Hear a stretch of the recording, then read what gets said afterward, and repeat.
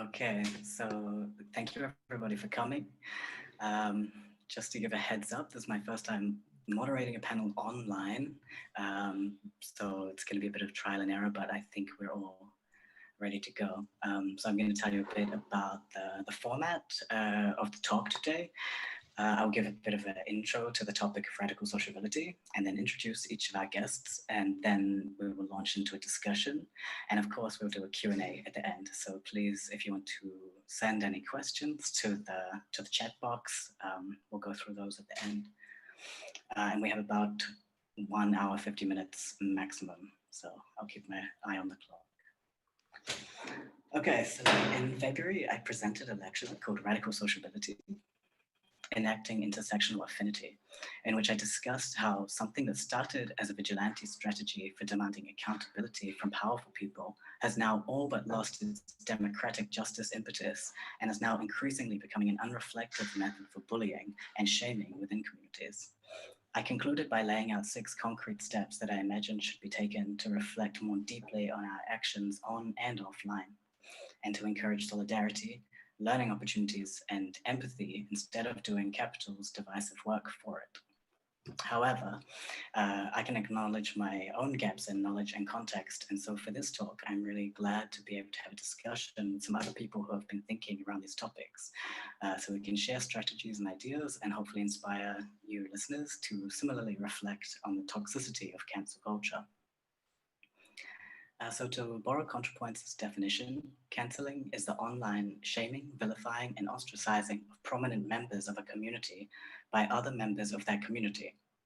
It started out as a vigilante strategy for bringing justice and accountability to powerful people who previously had been immune to any consequences for their actions. For example, the hashtag #MeToo movement promised to use social media shaming to topple sexually abusive men in power who couldn't be held accountable in any other way. The promise of cancelling was that it was going to give power back to people who had none and to bring justice to prominent abusers, end quote. And in some instances, this has been successful.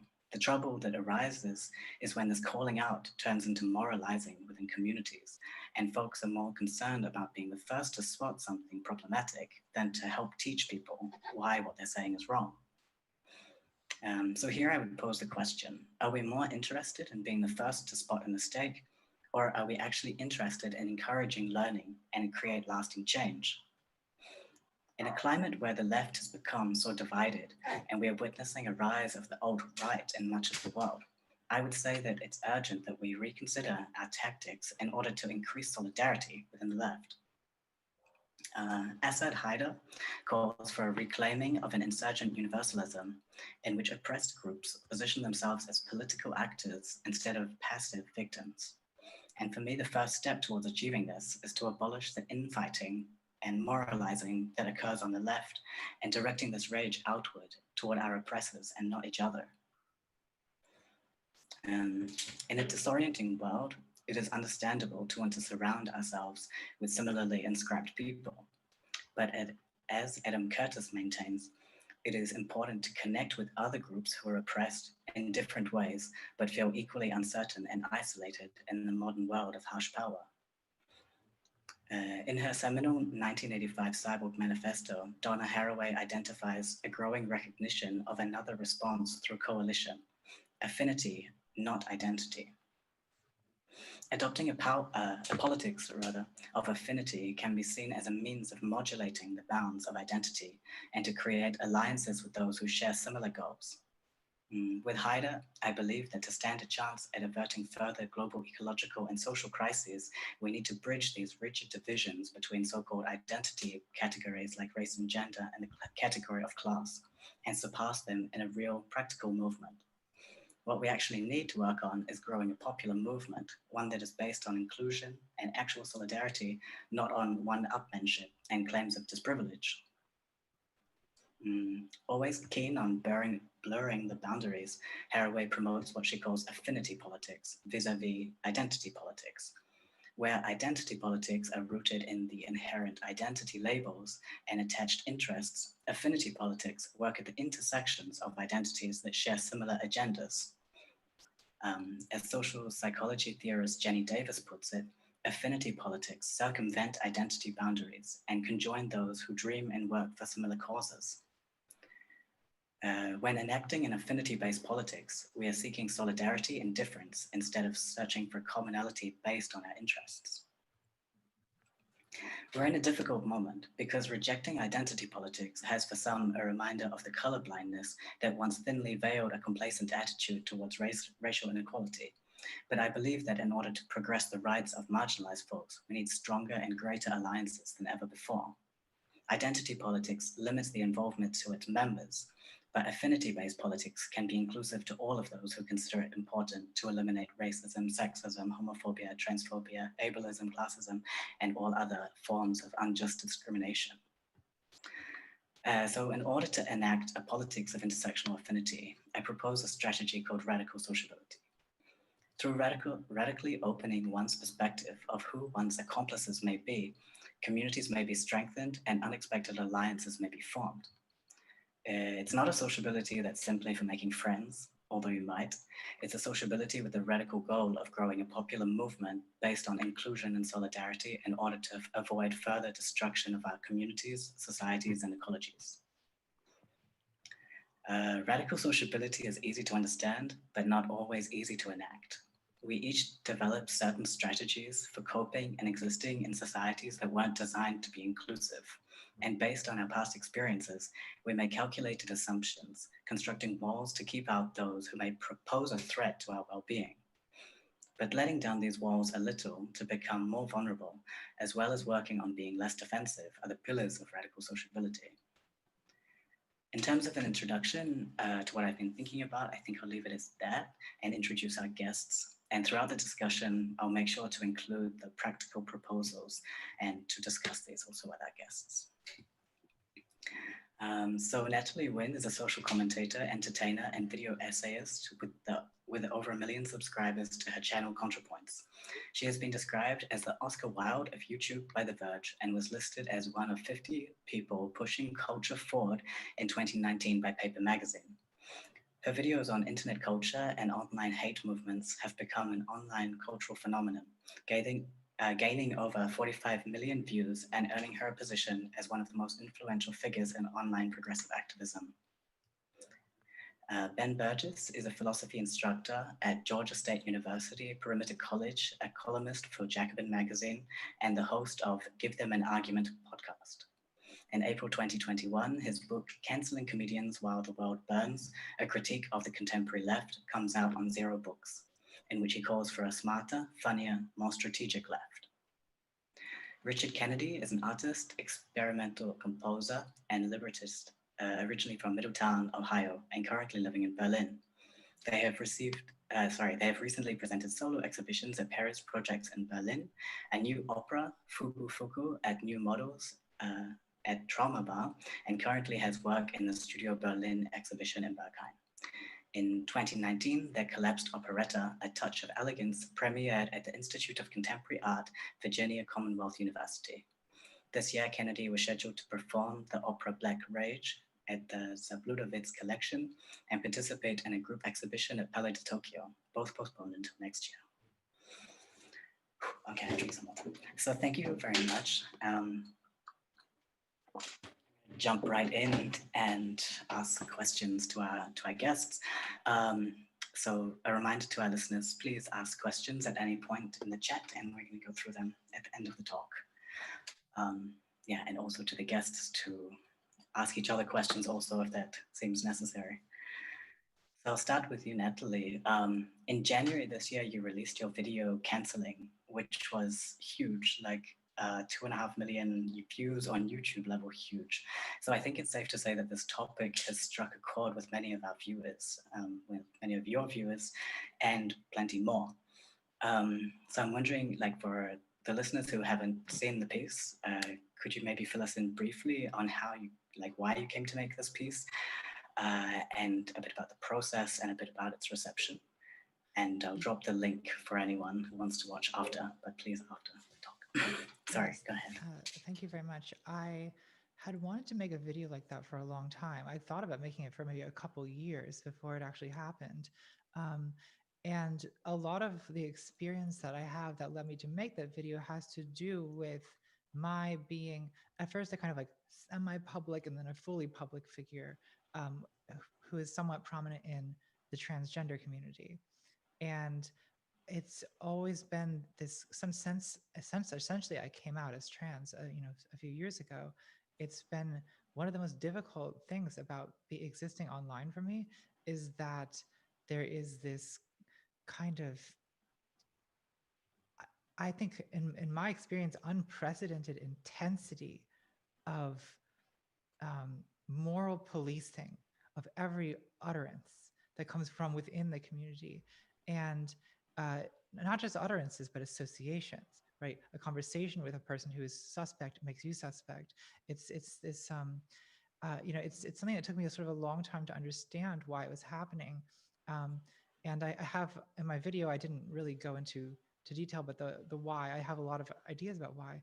But I think that what finally sort of made me decide to talk about these experiences with it is at the end of 2019, there was this incident where in one of my videos, I had a voiceover done by a transgender man who is has kind of a uh, is a let's say controversial figure among trans people, in part because he's kind of belligerent on Twitter and has expressed sort of these kind of outdated views about non-binary people, for example, which to me, I was sort of was only vaguely aware of this. I was like, well, I kind of in my head, I sort of dismissed this as like boomer tweets. But then, he because to me this was someone, this is Buck Angel who I'm talking about, just to, so I'm not being vague posting.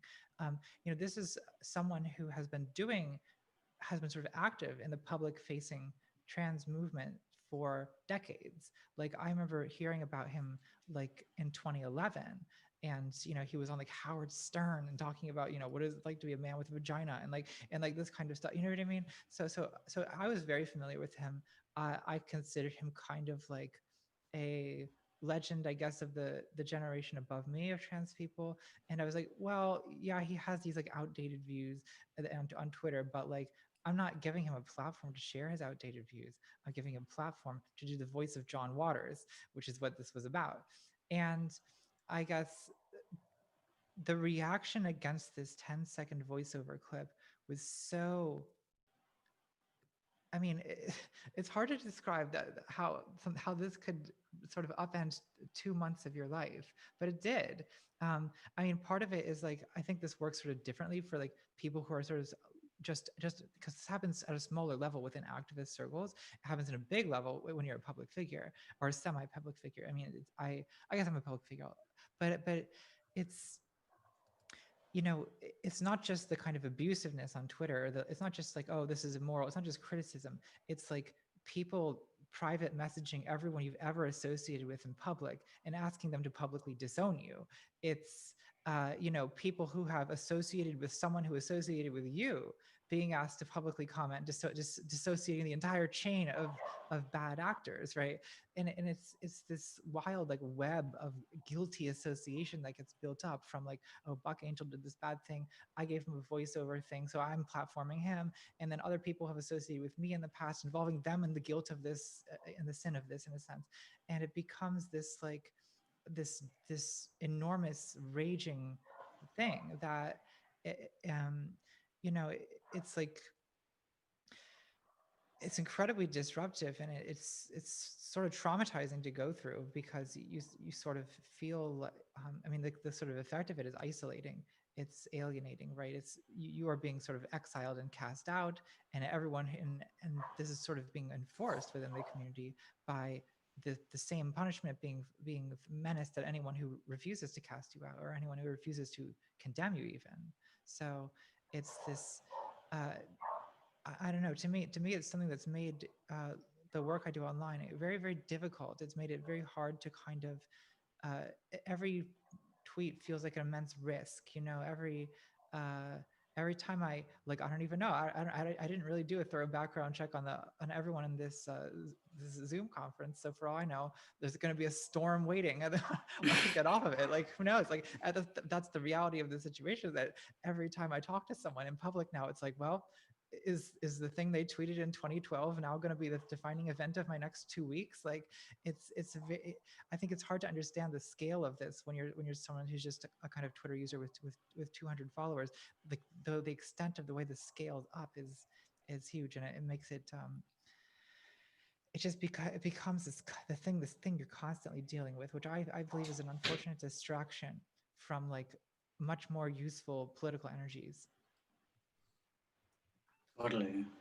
I mean, that's a question I had for later, but I'm going to ask you now because it makes sense. It's like, could you tell us a bit about your coping strategies? I mean, how do you exist still on Twitter with this kind of like potential anxiety looming at any moment?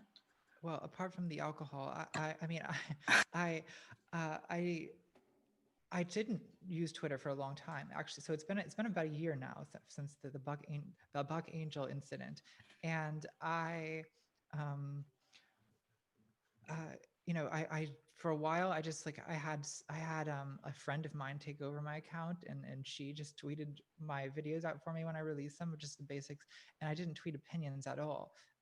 Actually, what's caused me to come back to Twitter only this last month is the like spectacle of the president who didn't believe in coronavirus has coronavirus, because Twitter is only fun when you can be a part of the sadistic mob.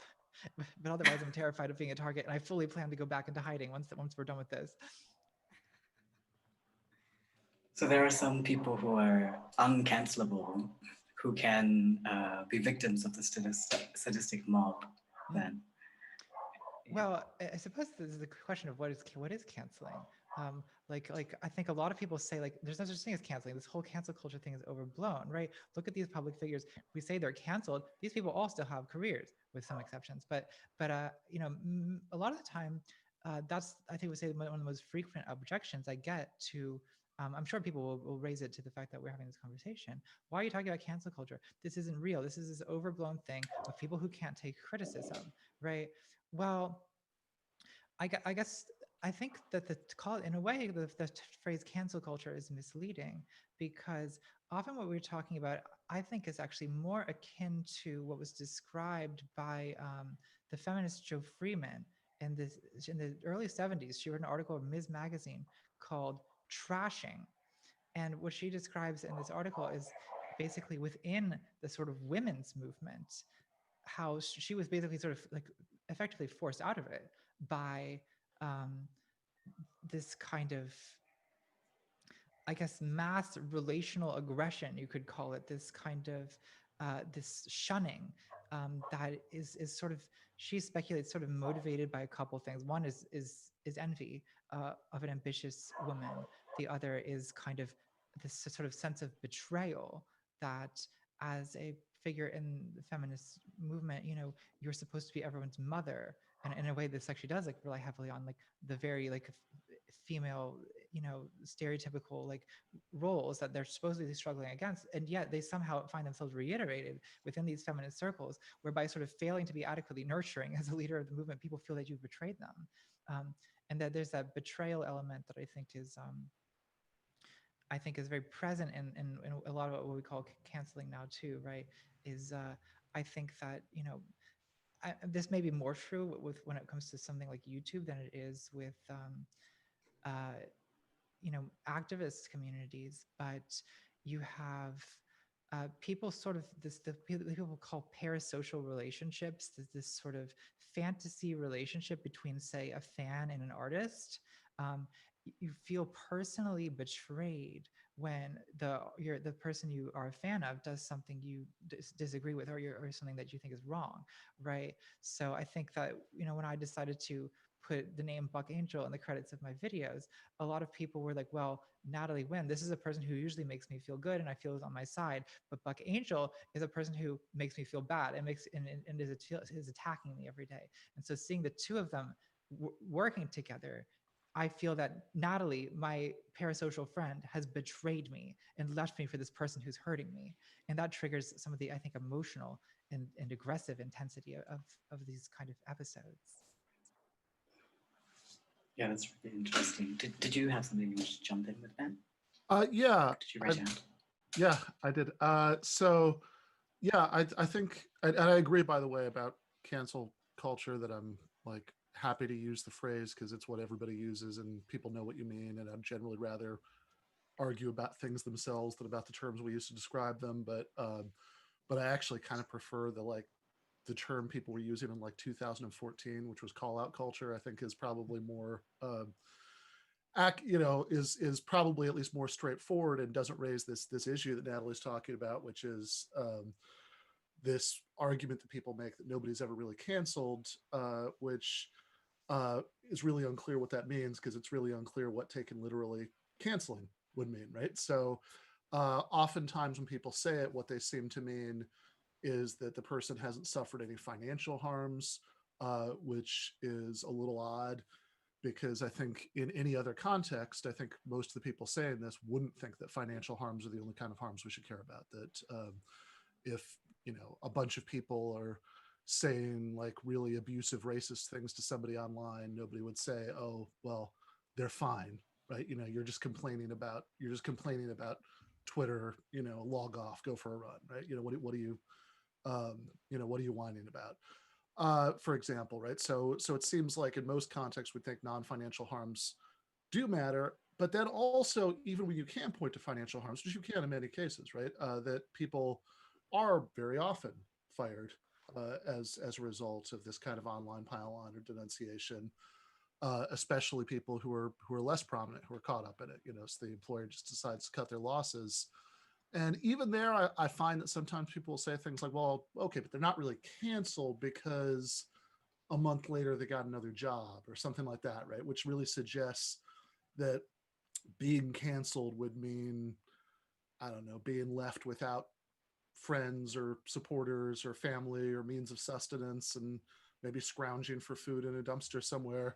And of course, if that's what you mean, then yeah, it is probably true, right? That nobody is ever really canceled. But that's always seemed like a very strange way to argue to me, because with any other social problem, we wouldn't say that, right? Like if that, sure, you can always define a social problem out of existence. You can say, oh well, people aren't literally changed their workstations between 9 and 5 o'clock and whipped if they goof off on Twitter during the day, therefore capitalism isn't a problem. Or the whites only signs are no longer in restaurant windows, therefore racial prejudice isn't a problem, or anything like that, right? Like normally I think people on the left certainly would say that something can be an issue even if it's not ramped up to 10.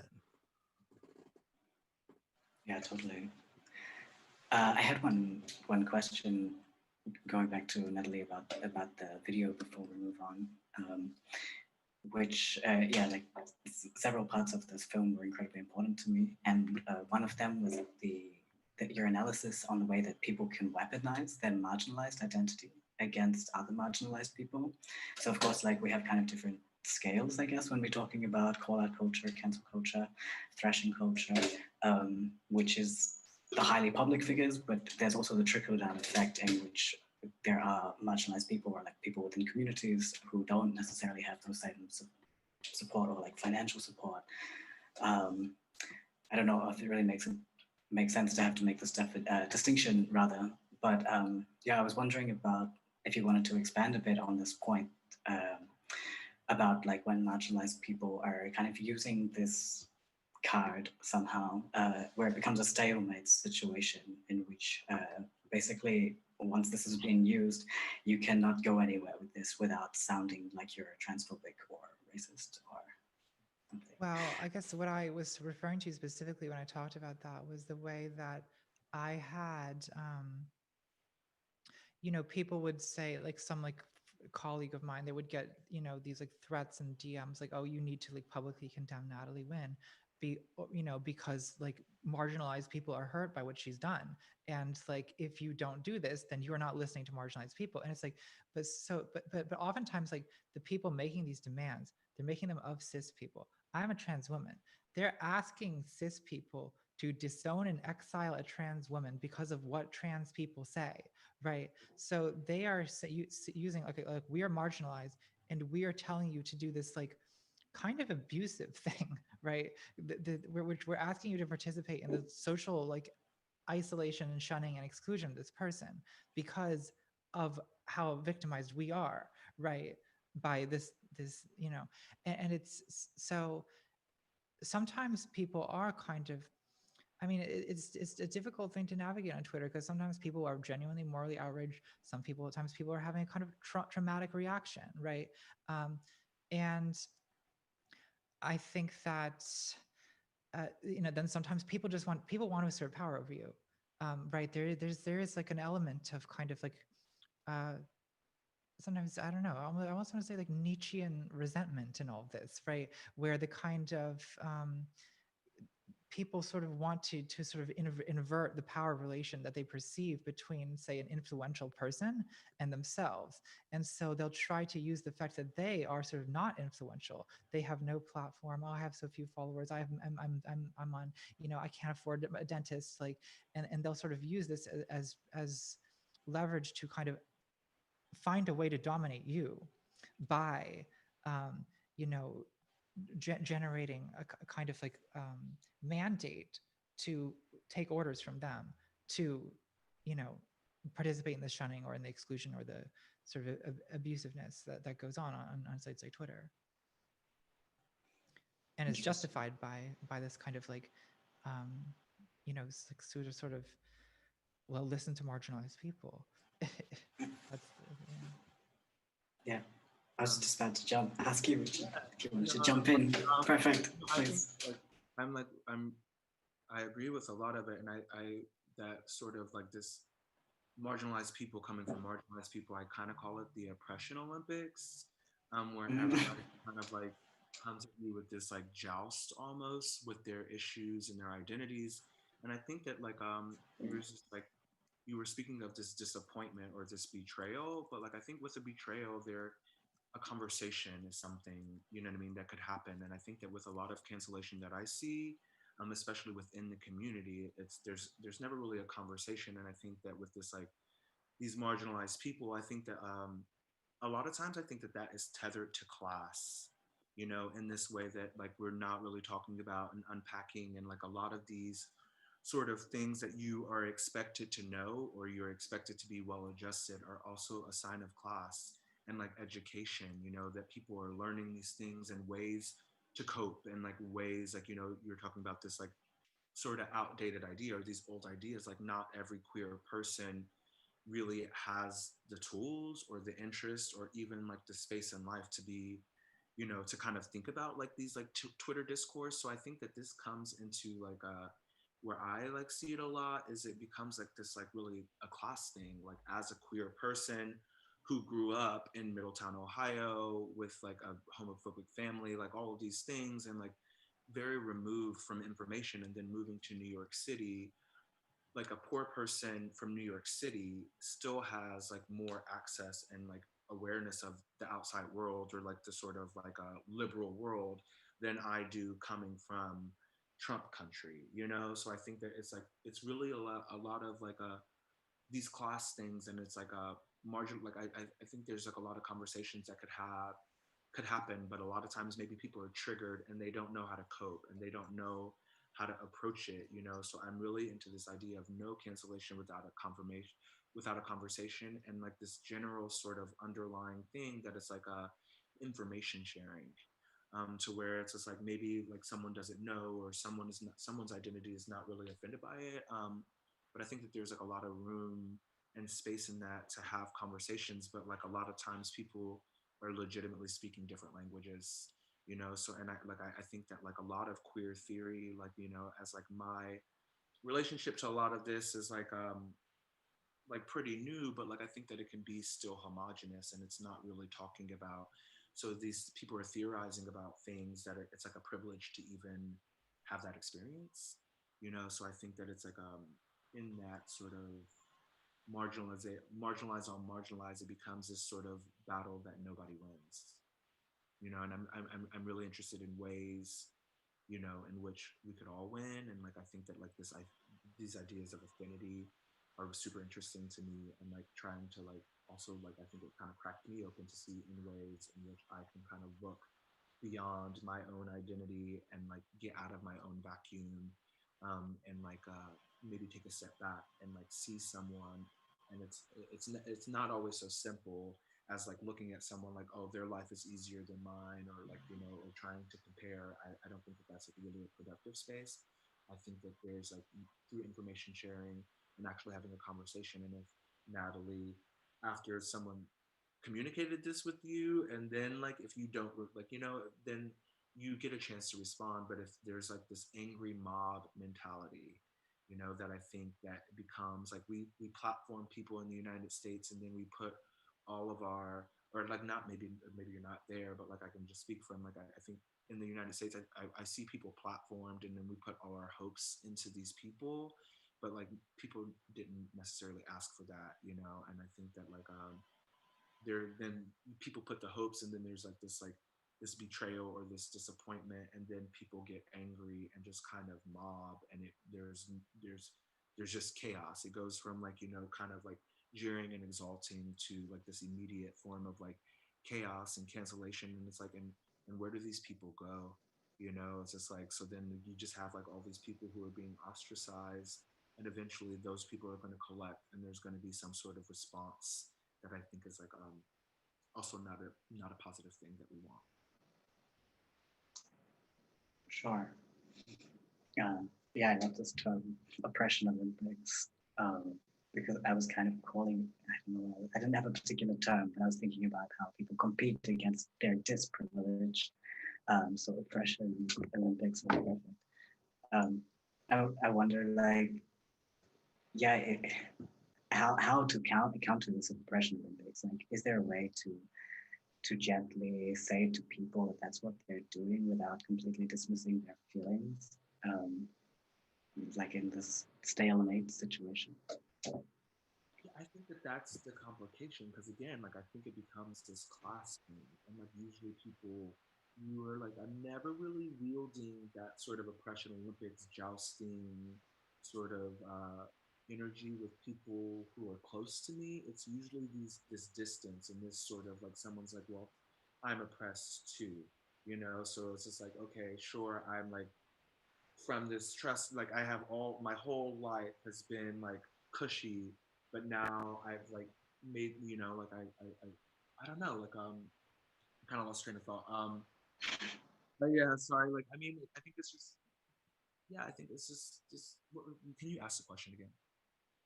No, I was just wondering, like, how can we kind of like gently point out to people that they are doing this oppression Olympics without just like completely disregarding their feelings?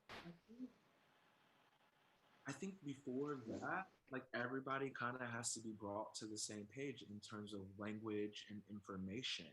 Because I think that the conversations, the way they, you know, happen, like people have to know about this like a little bit more. And like I think just do anything, just actually having a conversation, like, you know, and not immediately like someone does something that you don't like, and then people just pull out the torch and the pitchfork and just like chase them. And it's just like maybe they didn't know, like you can't know everything, and there's no room for making mistakes. And I think that that is like and there's no room for education. So it's like I think a lot of things exist inside of a vacuum, and we just assume that things from outside of it um are understanding or knowing it already. And I think that that is like that is that's not always the case, you know. And like I can only speak for my, like there's a lot of things that I think when I, even 5 years ago, people would assume that I knew that I had no idea about. And I'm like, okay, like if you tell me this, then I obviously have a chance to like think about it.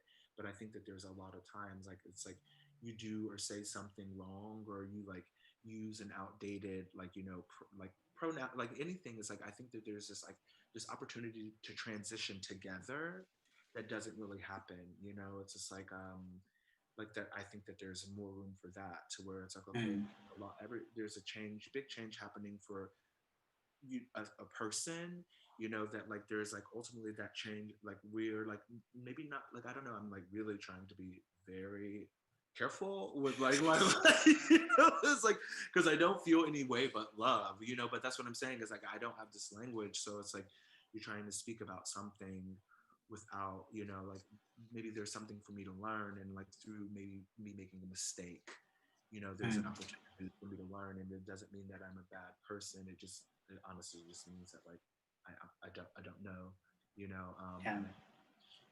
and yeah. For sure. I mean, I think something that's so necessary, and I think which we can only do by leading by example, right? And it's by being humble and putting our defenses down. And like when somebody comes to someone with like, "Hey, you use this term" or whatever, to really take that on and do that learning and admit basically when you fuck up, and to have hopefully people around who are supportive of that process. Who are not going to cancel you for just saying the outdated term, because I mean, with the speed at which things move on the internet, who can keep up with all of that? I don't know. Yeah, Ben, I would like to ask you a bit about your forthcoming book, Canceling Comedians While the World Burns, which I had a chance to skip over in the last days since you sent me. It's incredible. I can definitely recommend everyone to get a copy of that in April 2021. Yeah, what led to this book?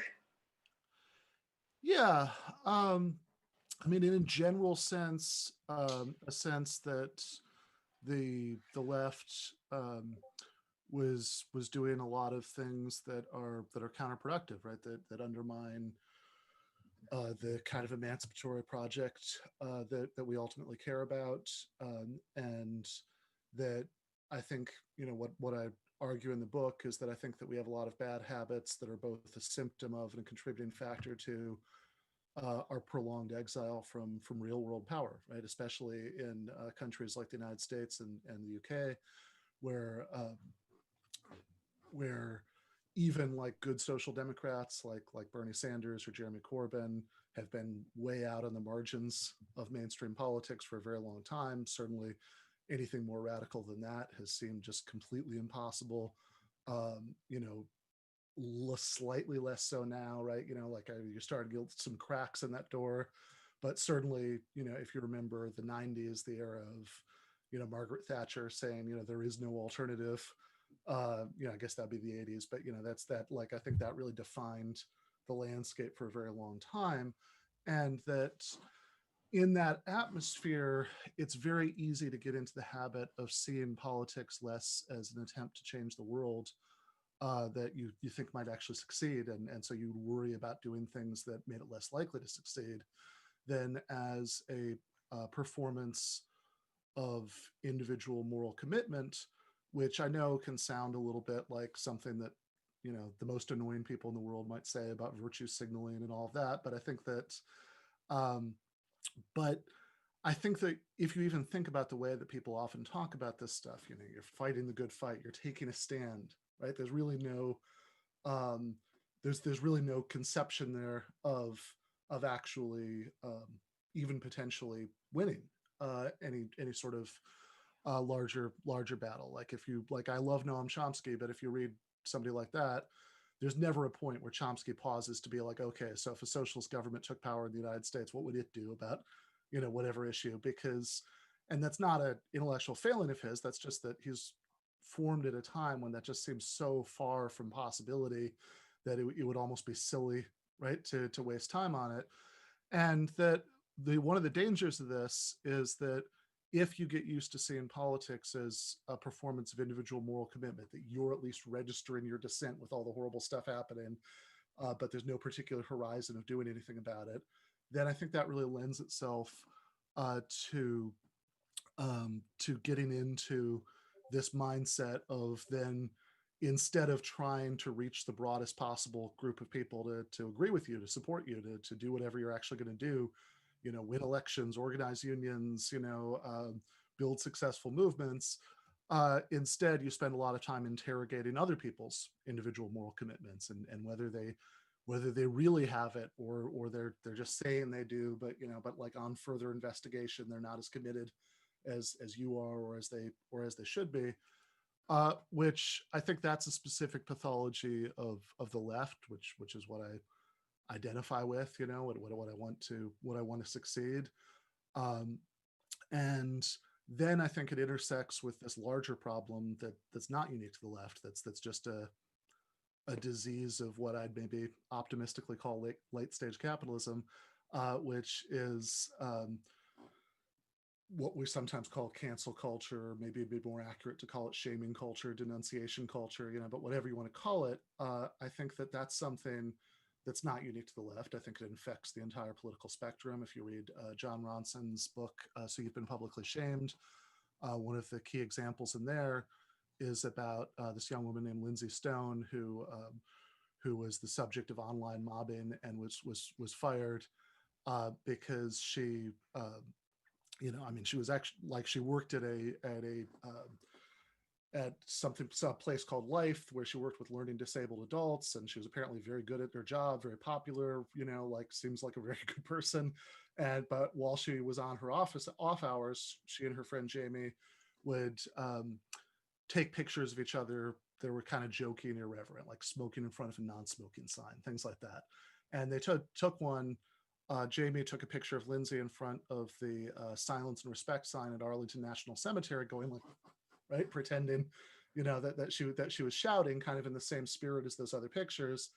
And oftentimes, I think actually one of the, I don't want to dwell too long on this example, but like one of the really interesting things about this is that this is not somebody who is anything you could remotely call a public figure, right? This was just a regular private person posting to, the 10 people she probably expected to like her comment on Facebook, but somehow it got out. There was like a Fire Lindsay Stone Facebook page with 20,000 likes, and she was in fact fired, and really wrecked her life for a long time. And that's a case where it was being led not by sort of social justice oriented leftists, but by conservative, patriotic right wingers and military veterans in many cases. And so I think it's something that infects the entire ideological spectrum. And because I think it comes out of how atomized people are, right? Because we live in this neoliberal hellscape where people often feel most connected to other people online. And I think it's something that comes from the bad incentives that are built into social media platforms themselves that really reward our worst impulses, because it's so easy.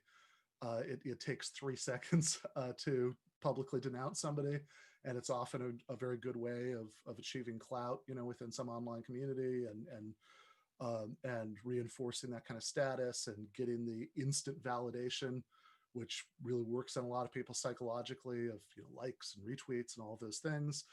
And then I think it really has its sting, especially in the United States, which obviously the phenomenon is very far from being unique to the United States, but I do think it's kind of the epicenter of it, where most people work in non-unionized workplaces where their employment is at will. They can be fired without cause, which really gives it its extra sting that people have, because the kind of the threat of taking something somebody says online, put it in a bad light, and then ruin somebody's life over it is much worse if people don't have any kind of protection or due process on the job, which, by the way, I think is one of the reasons I think it's unfortunate that so much of the left takes the kind of line that Natalie was talking about earlier, that, oh, there's no such thing as cancel culture, nobody is ever canceled, because what that does is that it allows the right to make a lot of hay out of it, even though they don't really have a good explanation of where it comes from, and they don't have any constructive solutions to it at all, right? Whereas I think that if the left did take it more seriously, we could tell a more convincing story about where it comes from, which has to do with some of the things I just said, and we could propose solutions that might not make it disappear, but would at least really ameliorate the problem to a significant extent, like for example, ending at-will employment. So if you're going to fire somebody, you'd have to show good cause and have some kind of process where they could appeal. And so that's the kind of general point of the book. Although I think that probably what put it in my head to write it at that particular point had a lot to do with several things that had been going on in in the recent past that I'd seen generally on the left. Like what happened to Natalie was definitely one of those. Although actually, when I first had the idea for the book, that was actually before the Buck Angel drama, I believe, or certainly at least before I'd heard of it. It was one of the it was actually one of her previous cancellations that was on my mind. And a lot of them, yeah. And I think there are like several other of these things, you know, that I mentioned in the book that kind of made me see this as a problem. And also what I try to do in the book is not just kind of dwell on these online cancelings, although that's obviously the hook, and you know the example is chosen for the title because it's striking and it alliterates, but but to connect this with other ways in which I think the left is undermining its own goals through kind of counterproductive moralism that can come out in other ways. And to be really clear, actually, maybe I'll just end on this, right? When I say its goals, because sometimes when people make some of these criticisms, what some listeners hear or interpret that is, you don't care about form of oppression X, right? You know, you don't care about homophobia, transphobia, whatever it is. And so when I say the goals that we care about, I mean all of it, right? Like from not just the directly economic issues, but also things like achieving, you know, more rigorous protection against discrimination for gay and trans people, and protecting abortion rights, and all of the things that we care about, right? Whatever sort of goals that we want to achieve, I think that framing politics too much in terms of individual morality and kind of tests of people's individual morality tends to undermine that. Totally. Yeah, again, I kind of had a question from later, which I'm going to bring up now because it touches on what you talked about. Yeah, and I'm reminded, like, with these performative actions of Mark Fisher's analysis of a generation who have lost hope in the future, basically. And I read also this piece by Adrienne Marie Brown recently, which is called Unthinkable Thoughts, Call Our Culture in the Age of COVID-19, which I will drop somewhere for people to check out later also. But in that, she's really talking about like kind of a collective suicide ideation, and which, like, through the pandemic, it's now kind of even more painfully obvious, like, which countries or which communities have chosen life and which have not made that choice to live. Yeah, and I'm just wondering, like, if you wanted to touch a bit more on this relation, I guess, between the fact that we're kind of a generation who don't envision a future. How can we have some kind of hope for the future and choose life in order to start doing these things which we've been talking about in terms of, yeah, educating and caring and being more empathetic. So, yeah. Yeah, absolutely. And I guess since you mentioned Mark Fisher, I should also say that I think one of the three things that I would recommend, not written by me, for people want to get a handle on this, beside the other two which have already been mentioned, which are the John Ronson book and Natalie's video. The third would be an essay that Mark Fisher wrote in 2013 called Exiting the Vampire's Castle, which actually it's depressing, as my late friend Michael Brooks used to say. It always feels like it was written last week, right? Even though it was 7 years ago, it's depressingly evergreen. And even actually some of the examples, right? Because like one of his examples is about people being mad at Owen Jones, who I think like this week, I think people have found new reasons to be mad at him. But in there, I think he gets into a lot of the psychology of this, and also some of what Richard was raising about the class dynamics of a lot of this, that because very oftentimes when people are seen as slipping up, it does have to do with this complex terminology that you're most likely to have access to if you come from a certain kind of educated professional class background. But yeah, I think it does relate to the other work by Fisher that you're talking about, which is his stuff on capitalist realism, which obviously is a play on socialist realism. But what he means by capitalist realism is not even like a celebration of capitalism. Capitalism is great, but almost a sort of resigned acceptance, like seeing it as if we were talking about weather patterns or something like that, that this is just the only possible way that things can be, and you just have to live with it. Which again, I think takes us back to the central point about how I think that this stuff is a symptom of left defeats. Like again, there's a general phenomenon that's not unique to the left, but I think that the specific pathologies of the left that it intersects with are a symptom of a left defeats and defeatism. So I think actually, and I know you also brought up the intersection of this with the COVID crisis, which I think we should get back to, because I think there's a lot to say about that. But I've thought about this a lot since the unrest over the summer after the murder of George Floyd, which you would think would actually really reorient a lot of people to more substantive, real world struggles. That obviously this is life and death stuff going out in meat space. But if anything, I think it's really led to an escalation of some of this, right? So like just a small example that I happened to run into, a friend of mine who lives in Brooklyn was showing me a while back these over the summer, these screenshots of his neighborhood Facebook group where people were yelling at the neighborhood beer garden Facebook page because they hadn't issued any sort of statement of solidarity with the protests, even though they actually hadn't issued a statement of any kind in months because they've been closed because of COVID.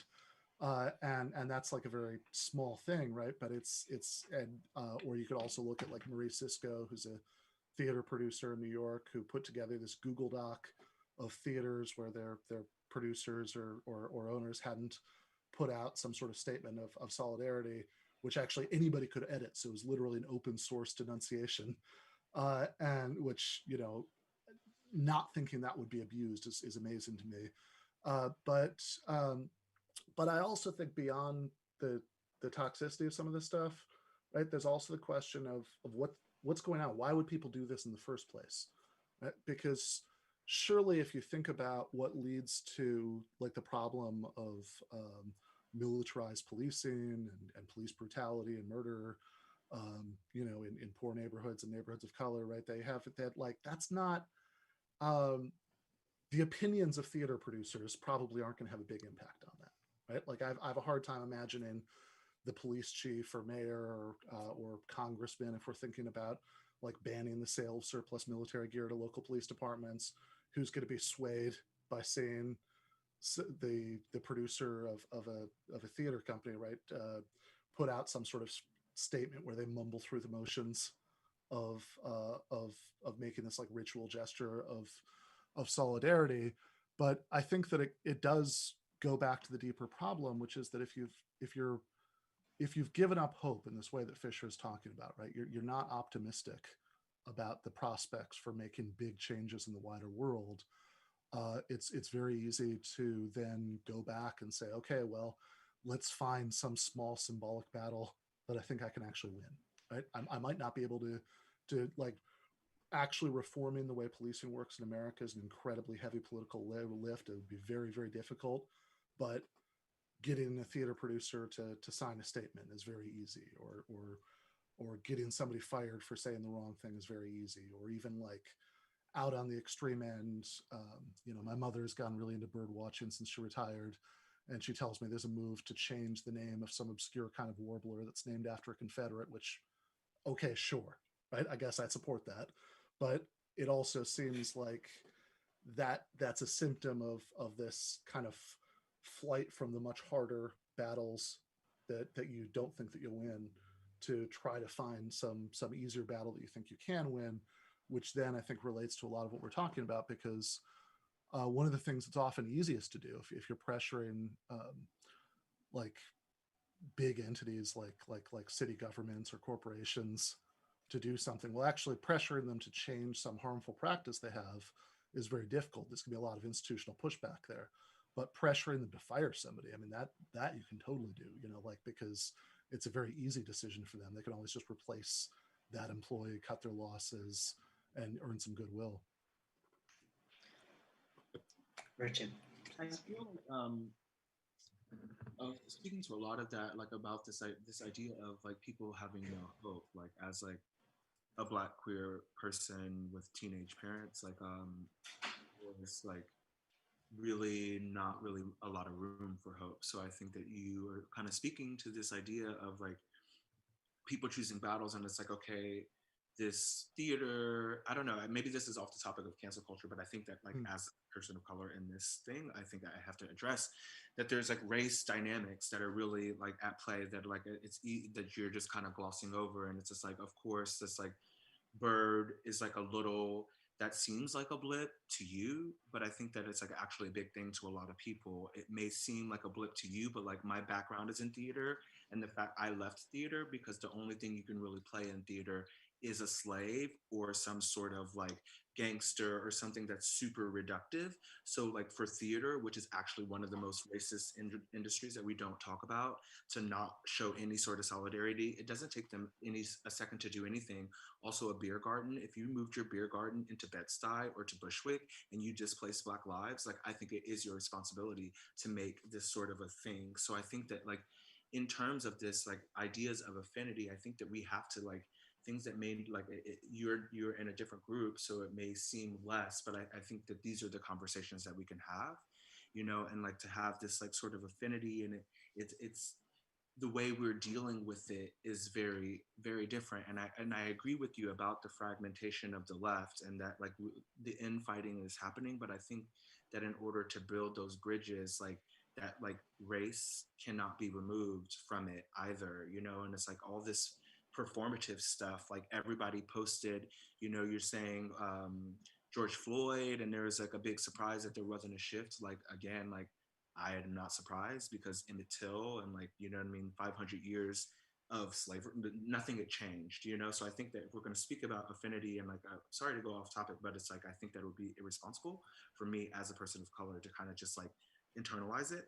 But I think that like, that is what it is that like, there is a lot of fighting that can happen, but I think that it can't be this easily dismissed, and it can't be like one sort of like group deciding what the issues are, and like what deserves our attention. It's just like people performing allyship on the internet doesn't really help anyone. It actually, like during COVID and the George Floyd thing, I was more traumatized because all these people were projecting their guilt onto me, and in my inbox asking me, people who are never checking on me, you know what I mean, who are in my community but like are completely oblivious in this way. And I think that yeah, like in this conversation, I think that there's an opportunity for us to kind of really see that like no matter what is class or like left, it's like in order to have hope, I think that we like there is as a person coming from a group that seems to like often like be rendered hopeless, like I live in Berlin, but watching the American news like often recently makes me feel quite hopeless. But I have to, like, I know that I have to keep waking up and I have to keep trying, but like that is also because I have the tools to kind of like these new tools of coping, and I think that that becomes like that kind of feeds this mob mentality, and there's like people tend to listen less, or people shut down, a couple before I had information, or before I had ways of kind of coping or being in conversation with something that I may not agree with. Like I would 5 years ago, I would just lashed out, been upset, but like now, you know what I mean? You see the growth, and I think that there is like space there, and like we're doing this publicly. So I think that for the community, I just like have to like really like go back to that, because it's not like I wish that I lived in a world where there could be more hope, And I wish that like people would see the thousands. It's like we talk about George Floyd, but what about all the like the trans women who were murdered like often by black men? You know what I mean? So that is like another sort of like a whatever. I don't want to get off topic, but I just wanted to kind of respond to that. Um, and really, it's like if we're going to do this together, I think that those, I'm not trying to have the oppression Olympics, but I'm also not trying to like totally dismiss, you know what I mean? The fact that like, I don't think that, like, I think that like all the statues I don't care if this guy was like, the, in the UK, you see all these statues to colonizers that I also think should be torn down. And if like you choose heritage or something that may seem like not a big deal, if some people are saying it's a big deal after 500 years of slavery, like it doesn't take much to post and it doesn't take much to change the name of a bird, you know? I get that, but I do also wonder because I think something you said sort of in the middle of all that, right, was that you actually found sort of performative shows of allyship, like irritating or even maybe more distressing, because of the hollowness of it. And I wonder how that connects to some of the topics we were talking about before, because if, for example, a as you say, it's very easy, right? So on the one hand, you can say, okay, well, why not do this very easy thing? And fair enough, right? But on the other hand, I wonder if that makes some of this hollow, because if theaters, for example, right, you're talking about these other like more substantive complaints about the rules that are available for Black actors in theaters and other things, right? So a theater that doesn't change any of that, right, but does post this statement that's a very like that feels almost like ritualistic, right? It's like they here are the things that you're supposed to say at this given time. That I mean, I wonder if that symbolic victory can actually mask, or what your thoughts about are that, right, the sort of like larger problems that are underneath it. I mean, I think for me, it's like performative and annoying because like I like, like lots of access or whatnot. But I think that for other people, it's necessary, you know. But like, ask me the question again. I'm sorry. Sure. So sorry, maybe that was unclear. So I guess what I was wondering about was when you're talking about the theaters, right? And you're talking about like the lack of rules that outside of like certain very stereotypical things for Black actors in a lot of theaters, and you're bringing that up in connection with them making or not making, right, this kind of like um, almost like ritualized demands that you say these like very that like you say we support Black Lives Matter or whatever. And I was wondering how that connected with what you said about finding a lot of these kinds of statements of allyship from just people on Twitter, I guess, performative and annoying, right? Because one, I think one way of connecting those dots might be to say, well, if a theater company, for in that example, right, is making this post, right, but they're not actually changing any of the more important things that you're talking about in terms of their ongoing day-to-day practices, then making a post might even like it's sort of I guess I'm trying to think how to put this, right, but it's like it's you're saying uh, you're saying the right thing at the right time, but you're not actually doing anything. And I was wondering if that might be actually annoying or worse in some ways, in some of the same ways that you thought that the statements of allyship were annoyingly performative. Okay. No. I mean, it all is very annoying, but I think that it creates, like it creates an optic for them to be held accountable. So it's like, okay, you can't change like hundreds of years of, you can't change history in a single post, obviously. But then it's just like, I think it is this opportunity for them to like show that they are paying attention to what's going on in the world. And I think that it could be hopefully a place where it's like, okay, now you've made this post, so what are you going to do? Like, but I think that it's just like it's an important, as like a lot of people kind of needed that. Like I'm not on Twitter, I'm not on Facebook. I wish I didn't have to be on Instagram. Like I'm really not interested in the digital landscape because of all of this sort of like vigilante, toxic sort of, everybody, like the angry mob is always there. But like what I do, all these performative things, like the problem for me is that like it was usually used as an opportunity for this like you know what I mean, for someone to like uh preserve themselves. It became about them. It didn't become about me or Black people. It was like what it was, all these performances. And like I'm a performance person, so I'm super sensitive to things that seem performative. So I think that it's like people posting or just being aware and showing solidarity is like it doesn't take much. You know what I mean? Like obviously, like I see that there's like a lot of things that still need to happen underneath it. But I think that like people just kind of acknowledging where we are is a way for us to kind of at least, you know, like that whole blackout, like I don't like that was just like I'm not really trying to be into that, like, and I'm not supporting it and I'm not posting a black square, but like I think for the people who are doing it and I see that like people are like relying on it and people are really hurting, so I think that it could be this opportunity for them to just like be like, yeah, we see what's going on in the world, we recognize it, we maybe are not talking about like our how we are complicit in it or how we benefit from it, and we may not be like, you know, like decolonizing all of these spaces or whatnot, but like I think that there's like something is better than nothing, you know, even if it's performative, and even like because I think that sometimes like what is performative some like begins a conversation that could actually like lead to long-term change.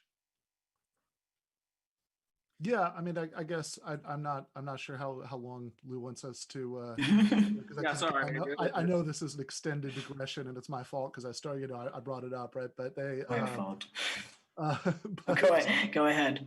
But I guess I wonder, especially when we're talking about for-profit businesses or about institutions, you know, like government institutions, maybe, right? You know, if something is always better than nothing when it's you know, when it's a purely symbolic something, right? Like is because the hope you're raising, right, is that it starts a conversation that could lead to more substantive things down the line, right? And but presumably the worry on the other end, right? You know, somebody's going to be more cynical about it, is that it's the opposite, right? That it's a way of sort of hitting the snooze button, and saying, hey, like at least we did this, right? Like at least, you know, at least we did the post. At least we had the black square. So you won your victory from us. Now move on and, you know, and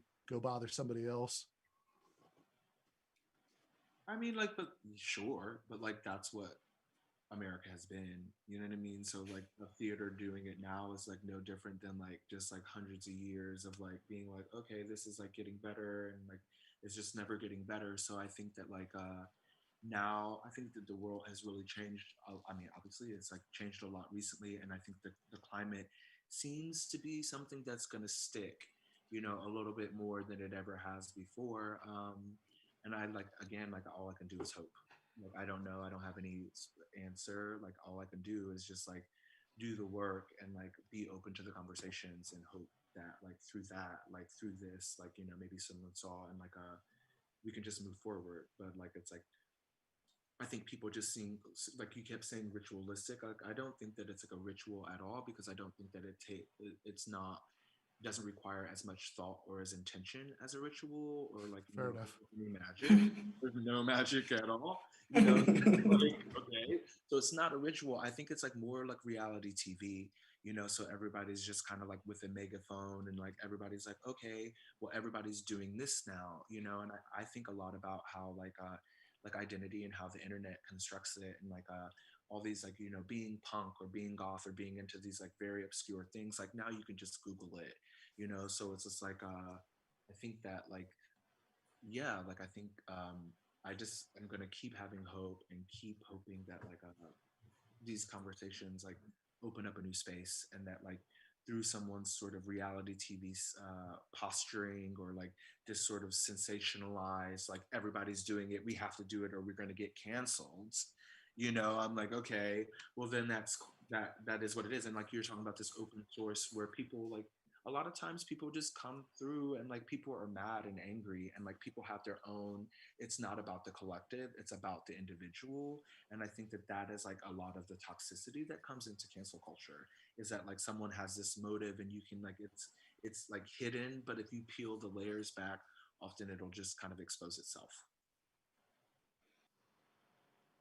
Yeah, I mean, I think like this year in the States, it seemed to be that you, I mean, I didn't intend to have three people who were American on the panel, but here we are.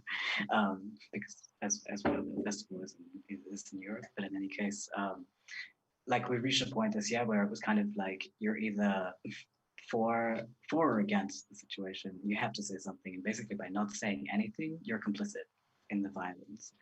But I guess like what I find troublesome about like what Ben brought up is that if there's then this witch hunt to find the people who are not doing that, that's when it becomes like a bit like divesting of the energy in the right direction, because like it's quite clear who has not done the thing or who is still posting their regular Instagram post or whatever, but then like going on a hunt to find people.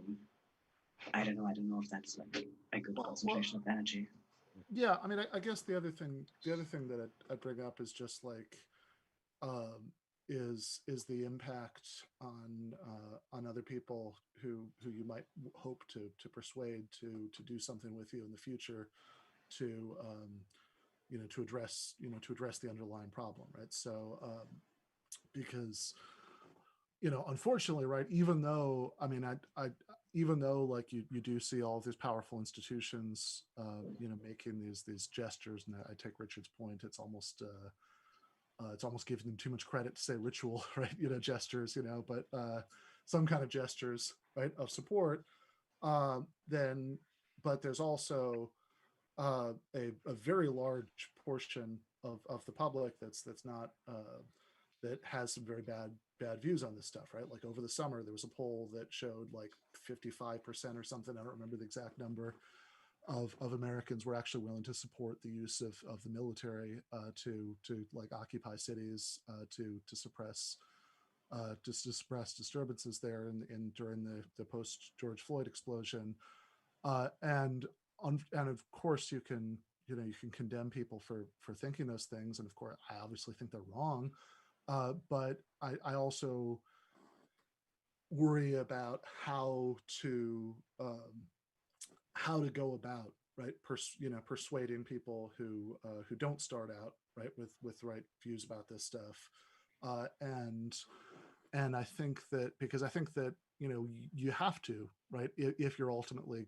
going to do anything about the underlying issues, right? If we want to demilitarize policing, for example, or certainly do anything about the larger issues of poverty that underlie a lot of these things, then you have to, like, the only possible way to do that is to build like a really broad-based majority coalition, and I guess I worry that oftentimes in these discussions that we're not thinking enough about how people who aren't starting out on board, who are persuadable, and we really, given those numbers, we really better hope there are tons of people in that category, because we're really screwed if they're not.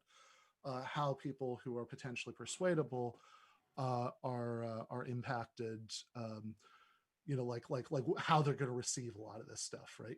Like that's the other issue. I know I've been talking a lot, right? I'll maybe just leave it there, right? But that would be my other worry with a lot of these tactics. Yeah, I think that's something that I think about a lot, is kind of what is the general, or like the overall aesthetic, if there can be such a thing, of that left and the angry mob. How does this read to people who are kind of like in these margins, who we could like hopefully want to bring into the fold? And that kind of leads me to something I wanted to ask you, Natalie, about, because you also made this great video called The Aesthetic, own aesthetic. And I was wondering if you had like maybe some reflections about the aesthetic elements of the left in what this does. I do think that one reason why this topic is so popular is that what the kind of activity that gets put under the heading cancel culture is very deeply off-putting to a lot of people, to most people, I think. And I do think that it becomes a liability when people like it's hard to get involved in leftist spaces, right? It's difficult. It requires work, and it's emotionally very exhausting. And when on top of that, you also are going to be sort of like ripped apart constantly by people within your own sphere. Like, I think it's just yet another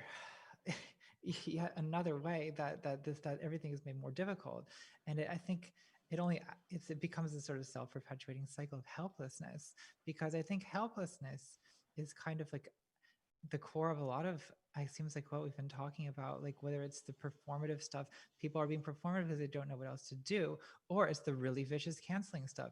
People are like, why are we like the zeal for attacking Karens on Twitter? Well, you can't get the police, you can't get Trump, but you can get Karen, right? Why are trans people on Twitter so angry at me? Why are they coming at me all the time? Well, because they can't get Ben Shapiro, they can't get Donald Trump. They can get me, they can hurt me. And there's a desire to do something, right? Hurt someone, exert some kind, bring power to the powerless somehow. People want to be able to feel they have power of some situation. And so that leads them to do this like, this canceling thing. But yeah, the consequence of it, when it adds up and becomes this recurring, like you say, angry mob, like it only like increases the condition of helplessness and makes things more difficult and more futile. I don't know if I would consider that an aesthetic problem, but in a sense it is an aesthetic problem. I mean, I don't know. I guess I think about the aesthetics of a political presentation when I'm thinking about like an argument, or I'm thinking about like a piece of media, an essay, right? That I don't know that I necessarily would call it aesthetic when people are sort of put off by the mob culture, because that's more of a like social dynamic than it is like a sort of rhetorical style. I mean, there's also like I think there also are a lot of leftists who have a rhetorical style that's incredibly, incredibly sermonizing, confrontational, sort of puts people on the defensive. It's something that, I think it's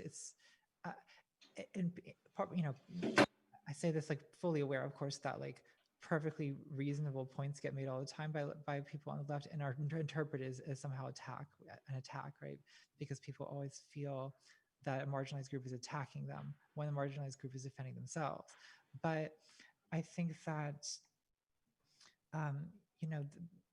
to the extent possible, I think that, my contribution to politics, I feel very helpless myself a lot these days, but I sort of feel that like the one area that I do have a skill that can be put to use is in the creation of these like persuasive video essays. And I do think very much about the aesthetic of that, and about, what is the likely psychological response of the person who's listening to me speak, as I think about like, what is this person feeling? Like, am I making them feel attacked? Like, I'll think about that, and because I know that it matters. It matters a lot. And I think people sometimes get hung up on like, well, we shouldn't have to do that, right? Marginalized people have a right to be angry. Yes, they do. But also, when you have a moment to yourself and you're writing, that's what I love about writing, right? Is that you don't have to react in a moment. You can actually kind of present yourself as calmer than you in fact are, for example. And that, I think, I don't know, it's something that I find has been helpful to me in terms of presenting some of the topics that have been presented on this channel, topics which are usually received with great hostility. That's really interesting to think about, and I'm really glad there are people like you doing like funny, sexy, well thought out things on the left, as well as Ben writing in this humorous style also. Like, there definitely needs to be a bit of enlightenment. Sorry, go ahead. I like to think that it matters somehow. And again, it's like I know that I think I'm not going to change the world with like funny video essays, but it I think does kind of it creates a population of people who are sort of more open after that to listening to these ideas, you know. And so I view it as sort of like an introductory sort of moment in people's sort of political consciousness.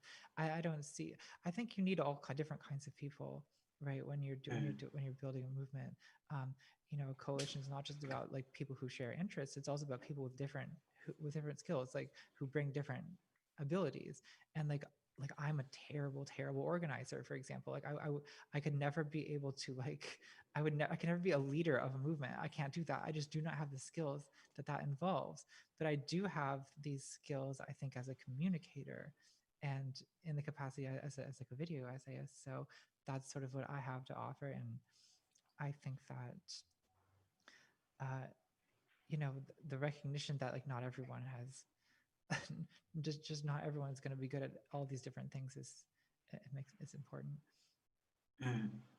Yeah, I was reading a bit like even in the comments section on your video of canceling. No, sorry, it was the one on aesthetic, and just like reading people in the comments who have obviously gone through this process, which you have clearly thought about when in the creation process, is like how does it make the audience feel, how somebody can react to this video, because they're really discussing like how each of the characters make them feel, and really being like much more open. Like they have not just gone on the defensive and also been reductive. Like this is ContraPoints. No, this is two people, like two versions of reality who are talking to each other. So yeah, so obviously this technique is very effective. Yeah, I'm just a bit. Sorry, go ahead, Ben. Oh no, I was just gonna say. I mean, and there's some evidence. Actually, I remember Natalie, before you went off Twitter because of the Buck Angel thing. I remember that you did this thread once of like, hey, let me know if you've changed your mind about something, you know, because of one of my videos, and there were tons of people who said yes, right? You know, that like there were people who were like, you know, ex-Republicans, ex-TERFs, ex-Nazis in some cases, right? You know, that like so I think that I think that oftentimes we tell ourselves these stories on the left about how nobody really changes their mind anyway, that, you know, that like, and which I often find very ironic, because often the people who say these things, when I know them, right, I know it's like, come on, dude, like you're saying this, like I know you, right? You know, you grew up in a conservative evangelical household, and you became an atheist when you were a teenager because you were watching Richard Dawkins videos, and you were a normal MSNBC liberal until 2016, and then you voted for Bernie, and you joined the DSA, and now you're like halfway to Maoism, and you're going to tell me that nobody ever changes their mind, really? You know, I think it is obviously, sure, right? I mean, you know, making a funny video essay, there are people who that's not going to have any impact on, but there are clearly people who does have impact on, right? And there are people like you know, Nathan Robinson writes these like 10,000 word like essays, you know, where he'll kind of pick apart like the arguments of somebody like, you know, Ben Shapiro you mentioned earlier, you know, like will tell me that he gets emails all the time from, you know, from people who did change their mind about it, right? So I guess I think that it's really obviously you need a lot of people pursuing a lot of different approaches at the same time, but I think that it's worth also being realistic about the more optimistic thing, which is that clearly people do change their minds, and clearly all of these approaches do work on at least some people who, due to personality type or where they are in life when they're exposed to it, are primed to being convinced about these things. Yeah, it's tough because I feel like at the moment that we're in politically, it feels very much like the lines have been drawn. Like this is it. It's like civil war coming again. You know what I mean? It feels like that a lot of the time. It felt less like that to me a few years ago, and so I do feel like I'm having a little bit of a crisis of consciousness about the whole project of like, oh, de-radicalizing like these right-wing people, or like whatever stuff I used to do. Where I'm like, I don't know. Like, I mean, on the one hand, I know that I used to be good at that, and like I had. You know, hundreds or thousands of people who have told me that my videos have been some part of their journey away from you know, hate and ignorance about something or not, some topic or another. But at the same time, yeah, it's like especially as I approach this 2020 election, I find it harder and harder to view, well, for instance, like someone who's like voting for Donald Trump as like someone who could change and not as like the enemy, because it's like at this point it's so, the stakes are so high, and the horrors, the list of horrors are so long of this administration, that it gets harder and harder to like to view the political project as one that involves bringing in new people as opposed to one that involves pushing away enemies. Mm. Yeah, but I mean, oh, sorry. No, go, like Oh, all I was going to say is that of course we do need to do that, right? I mean, like that. You know, I mean that, because even just for that sort of sake purpose, you know, the election coming up, right? I mean, and you know, there are, you know, places in Michigan, Wisconsin where, you know, where a few thousand people changing their mind, right? You know, could make the difference, Yeah. and I'm cautiously optimistic that a lot of people who voted for Trump in 2016, you know, have changed their minds, you know, since they've seen that a lot of the thing, you know, that he said all these things about, you know, bringing the jobs back, and, you know, and all of that very conspicuously haven't happened, and I also and I think that it's like, I think it's a very understandable impulse, right? You know, because like obviously this stuff is so horrifying, right? Everything that's happened in the last 4 years, that getting mad, you know, like just getting mad at people for not having the right perspective about it, I think is like a super normal human impulse that I'm definitely not immune from, right? I mean, there are people in my extended family who I've gotten incredibly mad at, you know, in arguments about this stuff, but also, I mean, just concretely, I mean, if we don't, um, like, in a context like that, right, the election, right, like if you don't actually convince some people who might go either way, or were maybe leaning towards voting for Trump, or who were like lots of people in places like Detroit and Flint and Milwaukee in 2016, who maybe didn't vote for Trump but just didn't care one way or the other, and were apathetic, and stayed home, then Trump would win again. So I mean, I think that the connection we should make, I would argue, is that the moral urgency of getting rid of Trump should lead us in the opposite direction. That it shouldn't be that we push away people who maybe have the wrong views as the enemy, but that we figure out how to, you know, how to persuade, you know, whoever might be persuadable. like I think yeah, like I obviously like am all on that, like get Trump out train, but like I think that there is like again, like there's this like people who are being persuaded. I think that like the issues are still being blanketed over, you know, and like what the real root of it is like, I grew up in Ohio, you know, super swing state. I actually graduated high school with this guy. I don't know if you know the book The Hillbilly Elegy. Mm-hmm.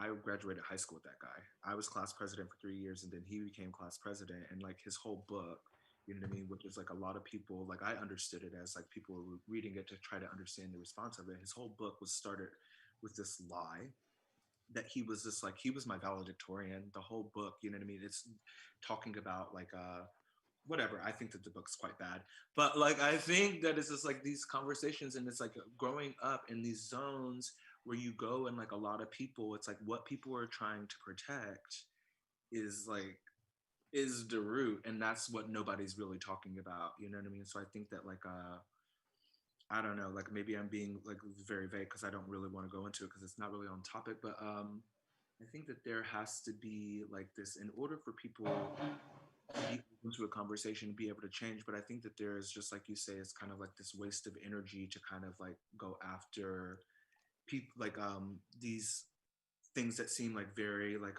minuscule. I think it's also like kind of like maybe a little bit foolish to like go after these people who are like kind of like just far out, and like or like it's more about the people who didn't vote and who didn't like kind of find a place in it. But I don't think that people who are voting for him are like really easy to sway.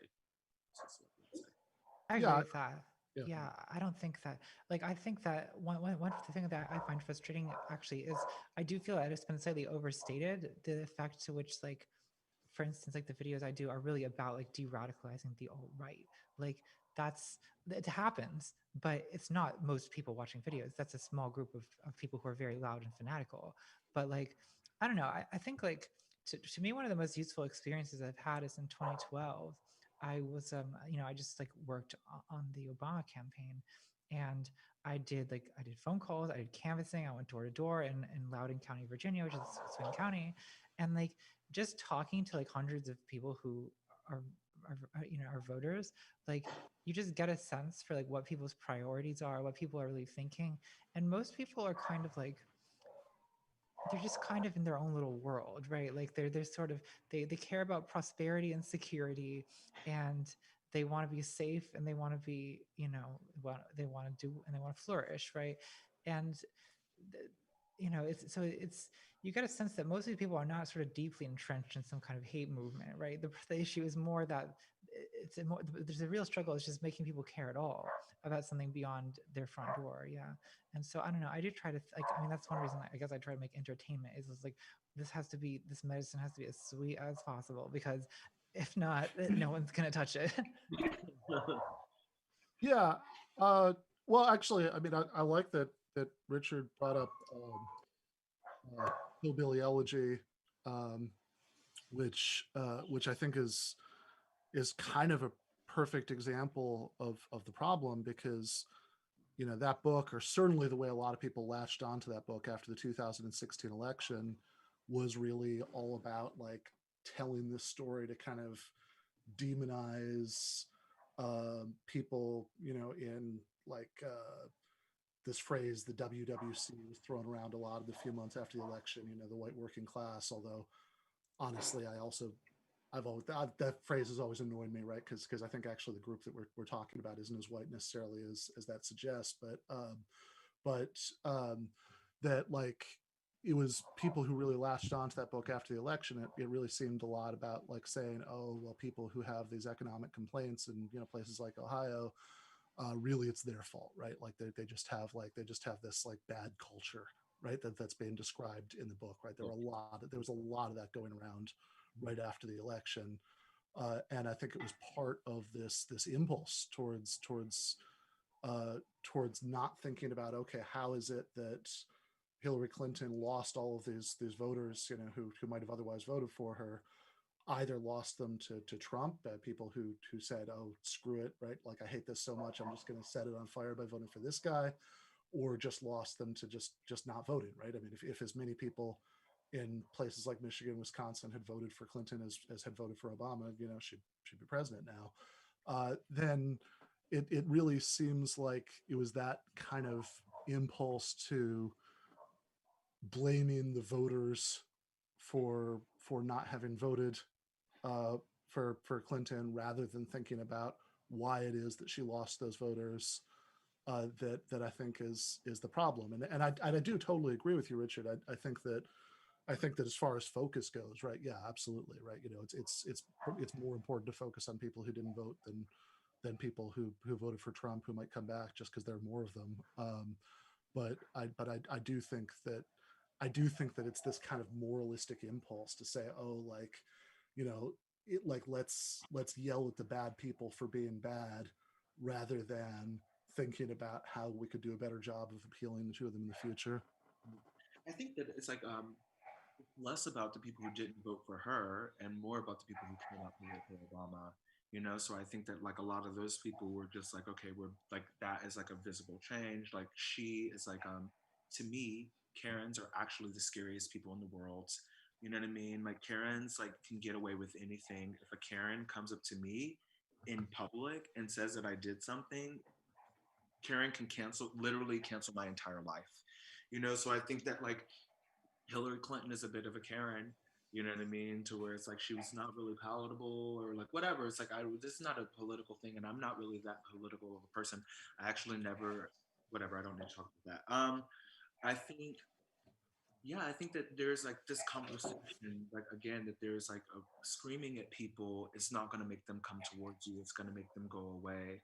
And I think that there's this like calmness and this like openness to both sides. And I think that like this like de-radicalizing the right, like I don't think that it's very radical. I think it's like a it's these very old things that they've been doing for a long time. So I don't know if that is still, we can still call that radical, or that's like normal. And like these people that it's like can be passive because it's so rooted in the culture, and like I don't know, like growing up in Ohio, like, and like then living in New York, you see the difference. And I kind of watched the world like splinter in these ways, like but like yeah, I think that it's like with more conversation and more people not taking this moral high ground, or of having this idea of a right or a wrong opinion, even if I disagree, like that doesn't mean that I'm, unless it's like hurting, like I mean there's like room, but like I think that like there's like there just has to be a conversation, and like we ultimately have to be here together anyway, and we have to coexist. So if we're not speaking and able to like agree to disagree, I think that that is like a place like that could like open up some space, you know what I mean, to kind of like make it like because I think a lot of times like the left has a tendency, even as a person on the left, you know what I mean, like I'm like I don't come from money, so it's like people will talk down and look down at you. And if I feel that on the left, so then if these people on the left are speaking even further down to people on the right, then that nobody, you know what I mean, then there's no opportunity for a conversation, because people just shut down because they're being talked at instead of talked to. Totally. I'm really glad you brought up this distinction between radical and what I think, like, I agree with you that the alt-right are not doing anything radical at all. They're not like taking anything by the root and rearranging it or throwing it out. They're more extreme than or extremist than radical. So I'm glad you brought up that distinction. Well, Natalie? we're talking about like when people say the radical right, like we're talking about degrees of fanaticism in defense of the status quo, right? Like that's really what it is. Not so much as that they want to change things, as they want to aggressively maintain the prevailing order. Totally. Yeah, but I wonder like how we've managed to like exchange these words, or like replace the word radical when we mean extremist, or like progressive, or maintaining the status quo, because there's nothing really radical about that, but that is the word that's used. I mean, I don't expect you to. I think like outside of like leftist vocabulary, there's like a colloquial use of radical where it just does mean extreme. I think that's like where this comes from. True.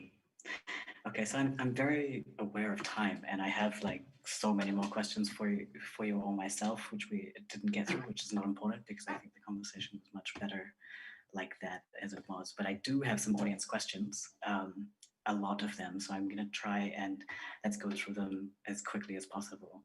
I don't expect we'll get to all of them, so I'm sorry, listeners, if your question has been asked and is not said by me now, but I will do my best. So the first one is to Natalie. Where do you draw the line between inauthentic moralizing, in brackets, commenting on issues of right and wrong as an unfounded air of superiority, and authentic call-outs in the name of social justice? From Kevin Coleman. Well, there just is no easy way to make that distinction. I mean, I think sometimes it's kind of a vibe that you get. Like, I mean, sometimes it's sort of obvious that someone doesn't have a real moral objection. Like if they come at you on Twitter and they're like, I know that you didn't mean this by this tweet, but this is a bad look. Someone who means a bad thing could have meant something bad. Sometimes you hear someone like they're not mad at you for anything that you did, but they're sort of mad at you for saying something that could have been bad. This is just one example, but like it's sometimes it's just like a vibe you get that someone is like really excited to have caught you doing a bad thing and they get to be the one to expose it, whereas I mean, I think that when it comes to the people who are the most angry, there often is no line, right? Because if they're angry, it's usually, I think that the anger usually comes from a place of real hurt, right? Now, sometimes it gets, their anger gets mixed up with kind of vindictive feelings, kind of, or feelings of wanting to again exert power. They want power over you because you've hurt them. They want to hurt you because you've hurt them. And by hurt them, I mean, like their feelings were hurt by someone you retweeted or whatever. But like, I think that That's I mean, it's a wonderful question that I wish I had more of a quippy answer to, but I just don't know that there is like a decisive explanation of like the difference between good and bad faith morality. Okay, the next question comes from Garish Behavior. Sorry, Ben. Yes. Oh no! I was going to jump in and say like my answer to questions that start with "where do you draw the line" is almost always "you can't." I think that's just the deal with like most important concepts or even unimportant concepts, right? Like this is the there's like this paradox from ancient Greece about how many stones do you have to have on top of each other for it to be a pile, or or was I think it's better if you do how many grains of sand do you need for a pile, right? And say, okay, is it 1,349? Is that the right answer? Well, clearly not, right? Like it's that would be hopelessly arbitrary. There has to be some point at which it becomes pile, right? Like and I guess I just think that almost all important concepts come with some kind of gray area, right? That's just the nature of the beast. So I don't think we should expect when you get these kinds of criticisms that you can draw the line, right? That they have that they're we know what's a clear case on either end of the line, right? That like between reasonable criticism and sort of abuse and pile-ons and all of these things, between justified criticism and excessive morality. I think we have clear cases on both ends, but I think that the demand for like an exact place where we can like identify as the cutoff point is usually kind of misconceived. Thank you. Okay, so jumping to the next question, maybe I'll pose this to Richard. How can we decrease the intensity of the rhetoric around the act of cancelling equalities?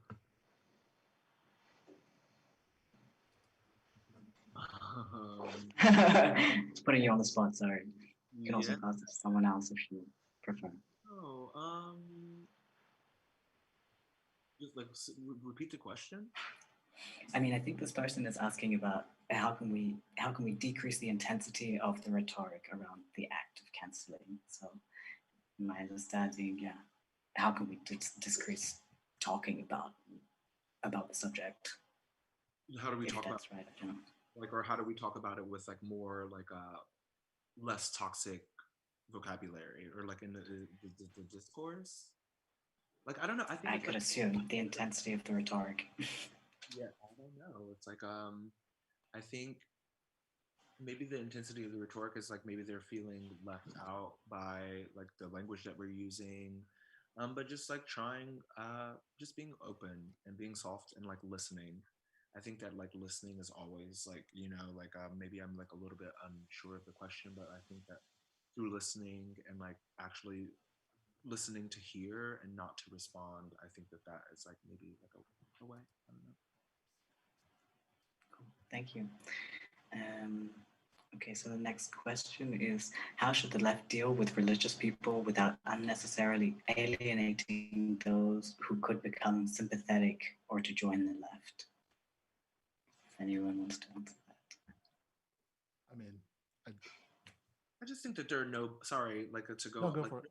there are just no binaries. Like, it's like, I think that often on the left, there's like this definitive idea of what it should be and this liberal, but I think that that is, it's usually at its highest level is like just hyper classed, hyper, you know what I mean? Sort of like queer theory or queer liberation or like marginalized liberation is not going to be happening at Sarah Lawrence. You know what I mean? A place where there's like $70,000 education. So I think that like, it's like yeah, it's just like, yeah, just like to be more open and to like have a conversation. I'm sorry, like that's my train of thought. Sorry. Did either of you want to respond to that? Yeah, I was gonna say. Oh, sorry, Natalie, go for it. Oh, well, I personally used to have like, I mean, I used to like voice basically an anti-religious sentiment often, but I learned not to do that. It's pointlessly alienating and off-putting to a group of people who are potentially the best allies. And I personally have sort of a grudge against religion, I suppose, because of the damage that it's done in my life and other people I've known.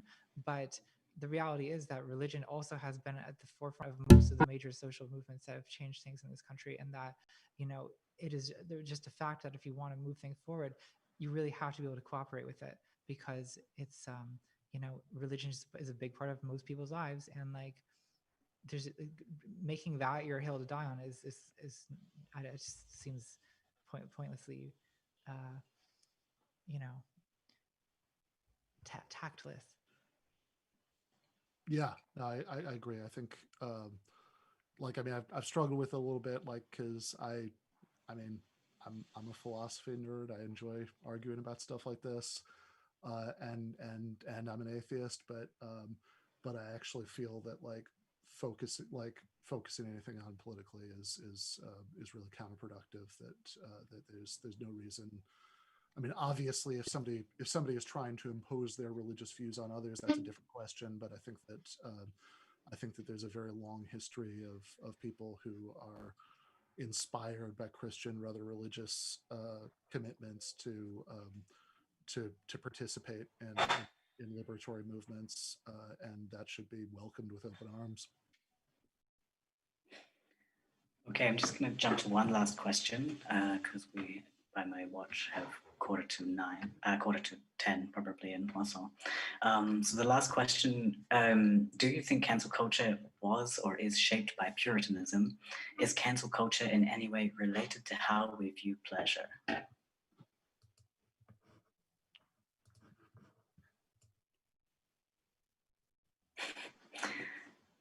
Anyone? I'm trying to think of a good example because my intuition is that it can be related to that. But, well, I would say that I don't know, in very niche versions of cancel culture, because we're talking about cancel culture within the left, but this is something that really, like, the leftist spaces are probably not that's not the epicenter of this. That's like, if you were to find that, you would have to go deeper into the internet. You would have to go to like Tumblr, like fandom, where it's like it's the people who write fan fiction policing other people who write fan fiction on the sexual morality of their like erotica. Like, I think that sure, there probably is an element of Puritanism that enters into it there, although hypocritical Puritanism. Did either of you, Richard or Ben, want to jump in? I guess my impulse is to say that it's probably in most contexts not that related. I'm sure there are examples of it, like Natalie mentioned, that do like, I mean, whatever. Puritanism obviously exists, and cancel culture, unfortunately, for some of the reasons we talked about at the beginning, is pretty pervasive right now throughout the spectrum. So I'm sure there are examples you could point to of those two things intersecting, but I guess I mean, I have to think about it more, but I don't think that's the main source of the problem. I think that oftentimes, you know, people can be actually pretty hedonistic, but also enjoy denouncing strangers online. Really? Okay, I think with this time we're gonna have to wrap it up. I'm really sorry if we've missed anyone's questions because this chat, I didn't manage to multitask to read it all at once, but there's like a bunch of questions and a bunch of comments and a bunch of other weird stuff going on there. So in answer to one person's question, I will maybe share a link to an audio version of the talk that I did, which hopefully might answer some of the questions that were directed to me in there. And yeah, I really urge everyone to watch Canceling by ContraPoints if you haven't already, and to get a hold of Ben's book in April next year. And thank you so much to the panelists. It's been really a pleasure talking with you. Yeah, thanks so much. Thank you very much for having us. Thank you. Nice talking to you all. Thank you.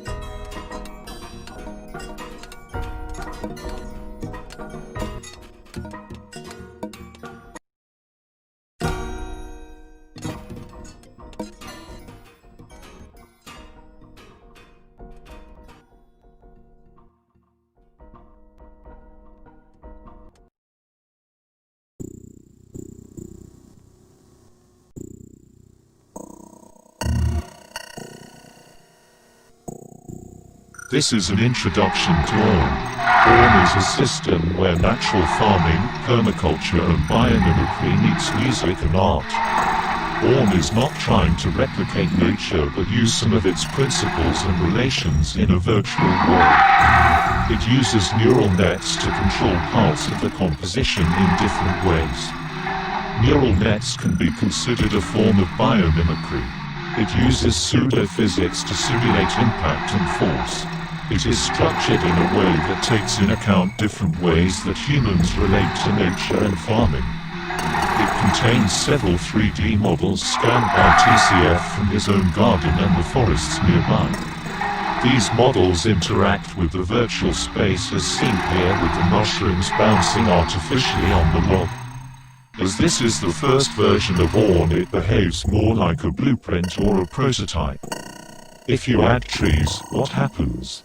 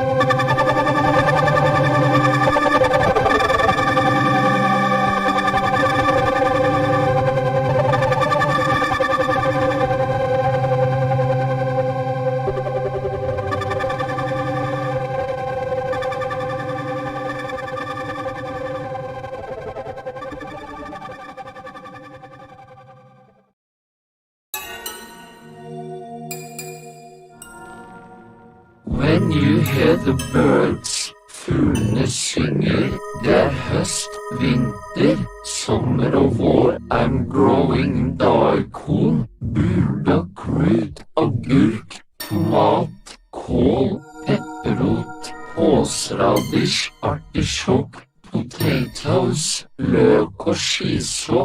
Husket jeg å si storborre?